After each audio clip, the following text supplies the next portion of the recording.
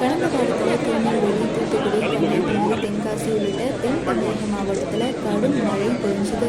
இந்த மழை கடும் வெள்ளத்தையும் ஏற்படுத்திச்சு. வரலாறு காணாத இந்த வெள்ளத்தால் தென் தமிழக மாவட்ட மக்கள் கடும் பாதிப்புக்கு உள்ளானாங்க. சென்னையை தொடர்ந்து தென் தமிழகத்திலும் ஏற்பட்ட இந்த வெள்ளத்தால் உரிய நிதி கொடுக்கணும் அப்படின்னு சொல்லிட்டு ஆளும் திமுக அரசு மத்திய அரசுக்கு அழுத்தம் கொடுத்துச்சு.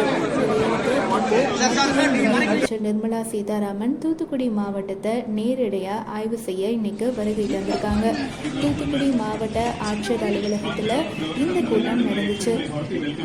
தூத்துக்குடி வந்திருக்கக்கூடிய மத்திய நிதியமைச்சரை தமிழக நிதியமைச்சர் தங்கம் தென்னரசு வரவேற்றிருக்காரு. இந்த கூட்டத்தில் கனிமொழி, தங்கம் தென்னரசு, தூத்துக்குடி மாவட்ட ஆட்சியர், பாஜக இணையமைச்சர் முருகன் இவங்க எல்லாம் உடன் இருந்திருக்காங்க. இந்த கூட்டத்துக்கு அப்புறமா தூத்துக்குடி மாவட்ட ஆட்சியர் அலுவலகத்தில் இருந்த தூத்துக்குடி வெள்ள பாதிப்பு புகைப்படங்களையும் நிர்மலா சீதாராமன் பார்வையிட்டிருக்காரு.